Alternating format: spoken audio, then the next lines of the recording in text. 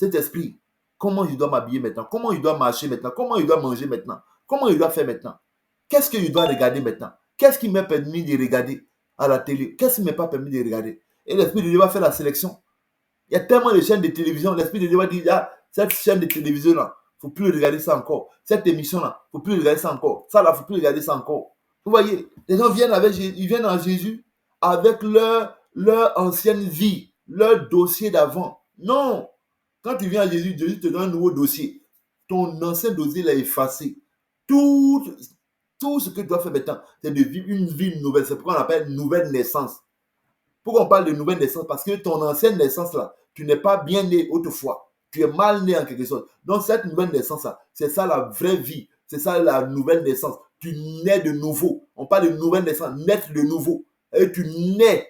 C'est une nouvelle vie. Un nouveau-né, quand tu le vois, un nouveau-né, est-ce que tu peux lui donner du poulet en même temps? Non. Parce qu'il naît de nouveau. Il y a des choses qu'ici, il manque, ça peut le faire, ça peut lui causer du tort. Donc c'est tout doucement.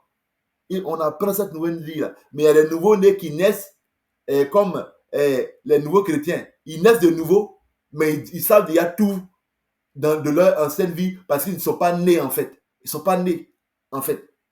Ils sont juste venus en Jésus avec tout leur ancien dossier. Ils savent comment on fait tout. D'autres même vont te dire, ah, voici.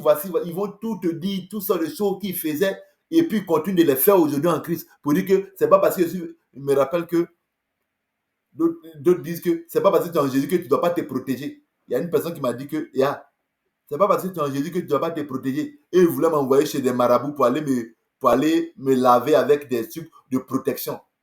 Vous imaginez ça c'était en 2018, non?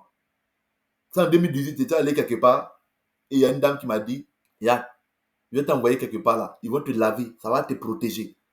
Elle a dit, tantôt, je suis un chrétien, il ne peut pas faire ça. Elle dit, aïe, que tout le monde fait ça, que même les pasteurs font ça pour se protéger telle matérialité. Et si toi tu es dans ce groupe là et que tu allais te laver pour te protéger, il faut savoir que tu es hors sujet. Quand on vient à Jésus, c'est Jésus qui est notre protection. Si j'étais allé à cette femme-là pour aller me protéger, soit disant protéger, pour aller me laver avec chez un marabout pour aller me protéger, il allait mourir même. Parce que c'est Jésus qui est ma protection.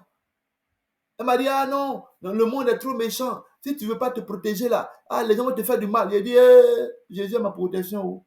Quoi t'as fait de protéger, ne laisse pas dedans. Il n'a pas dit ça comme ça, mais avec la sagesse de Dieu, il a parlé, il dit, attends, dis-moi si je suis chrétien maintenant. Il ne peut plus aller faire ce genre de choses. Ah, ça là, c'est pour ton bien, c'est pour c'est pour ta propre sécurité. Il faut aller te protéger, il faut aller souder ton arrière. Il faut aller. Il dit, Alléluia, s'il vous plaît.